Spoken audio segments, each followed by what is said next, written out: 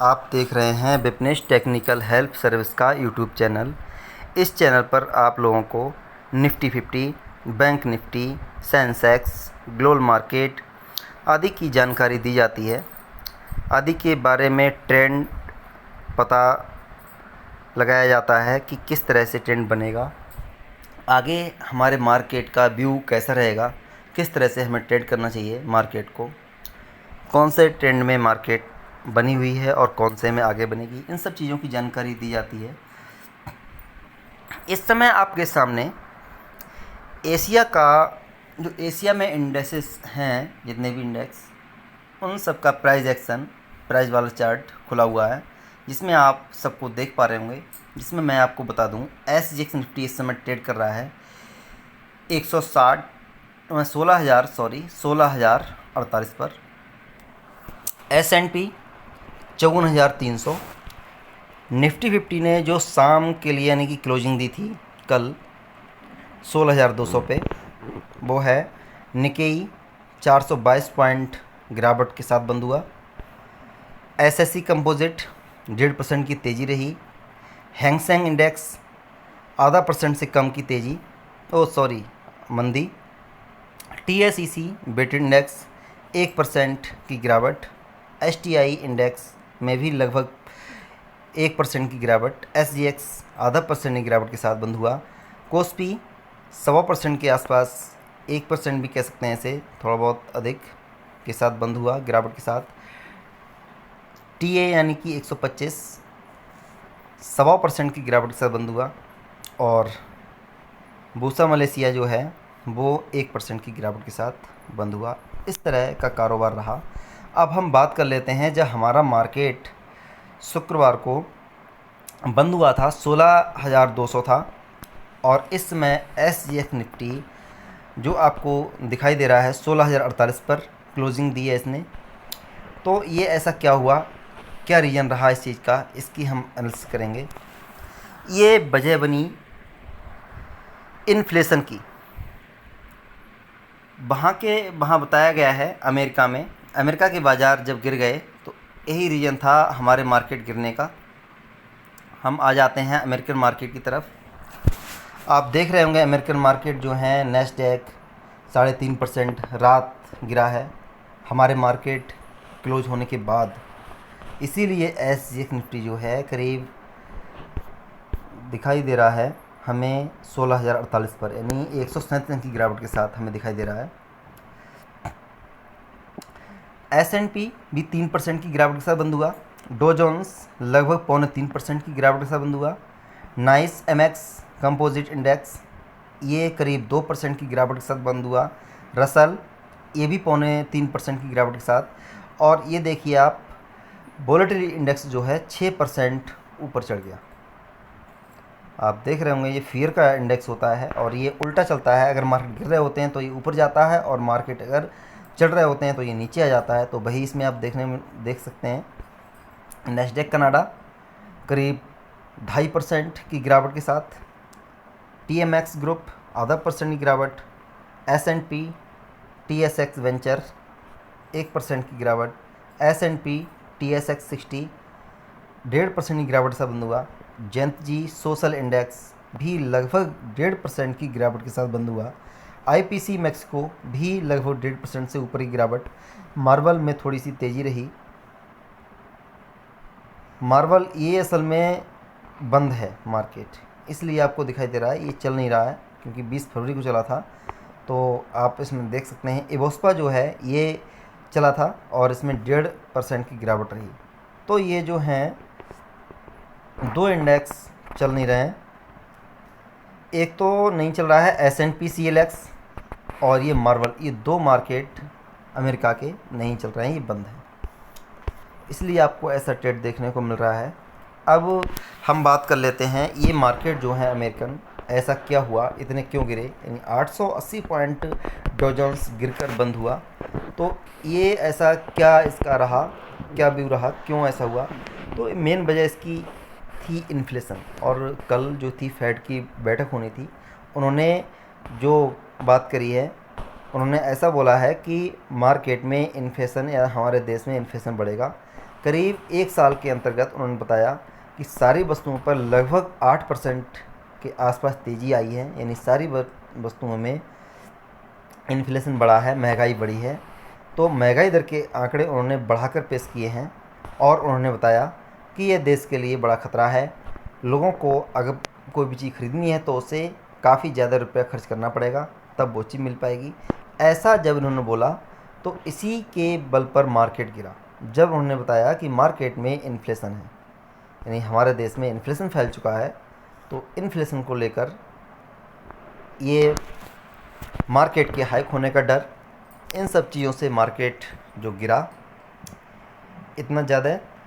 और एक चीज़ crude oil भी मेन वजह है। क्रूड ऑयल के बढ़ने से भी मार्केट पर इम्पैक्ट होता है, लेकिन सबसे बड़ा इम्पैक्ट है मार्केट पर इन्फ्लेशन का। अब हम आ जाते हैं डो फ्यूचर्स और निफ्टी फ्यूचर चार्ट पर, उसे भी हम देख लेते हैं 1 मिनट के लिए। गूगल पर जाकर हम सर्च कर लेते हैं डो फ्यूचर। आपके सामने इसका डाटा उपलब्ध होने जा रहा है, आप अभी अभी देख पाएंगे डो फ्यूचर्स को। ये आपके सामने डो फ्यूचर का डाटा खुलने जा रहा है। 826 पॉइंट की गिरावट, यानी करीब 2.5% की गिरावट इसमें आई है। आप देख रहे होंगे कितना बड़ा फॉल आया। और मैंने आपको पहले ही बता दिया था कि अगर मार्केट 16,000 के आसपास है, 32,000 के आसपास है, तभी हमारा मार्केट 16,000 टिक पाएगा, अन्यथा हमारा मार्केट नीचे जाएगा। और आप देखना सोमवार को अगर ये डो फ्यूचर्स नेगेटिव रहते हैं तो हमारा मार्केट भी 16,000 को ब्रेक कर सकता है। इस चीज़ का आप बिल्कुल ध्यान रखें। तो अभी आप कॉल की बात बिल्कुल ना करें, कॉल लेने की। अगर जो डो फ्यूचर्स जो हैं ऊपर रहते हैं तब भी हमारा मार्केट 16,000 तक आ सकता है, क्योंकि 32,000 इसका जो है रेट, तब हमारा मार्केट 16,000 के आसपास होना चाहिए। ये आप बिल्कुल ध्यान रखें। तो इसकी जो है चार्ट अभी अभी खुली थी, अब खुलने जा रही है, मैं अभी हाल बताऊंगा। यहाँ से ये चार्ट खुल चुकी है, अब आप इसे देख पाएंगे। ये जो है डेली बेसिस पर चार्ट है। 2 कैंडल बनी थी बहुत बड़ी बड़ी। हमने आपको बता दिया था उस समय जब मार्केट 33,000 के आसपास घूम रहा था, मैंने बोला था अगर इसने 33,000 का लेवल ब्रेक किया, चाहे ऊपर के लिए या नीचे की तरफ। हालांकि प्रेडिक्शन सबका यही था कि मार्केट ऊपर ही जाएगी, लेकिन अनुमान के विपरीत चली मार्केट और 33,000 के लिए नीचे के लिए ब्रेकआउट कर दिया, यानी ब्रेकडाउन कर दिया।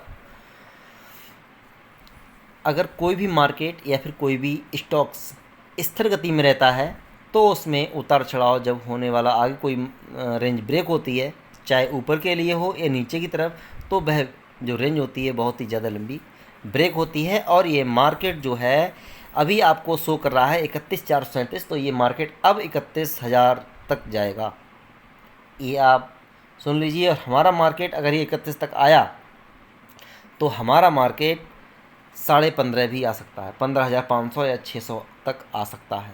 इस चीज़ का आप बिल्कुल अनुमान रखें कि यहाँ तक मार्केट के आने के चांसेस बहुत हैं।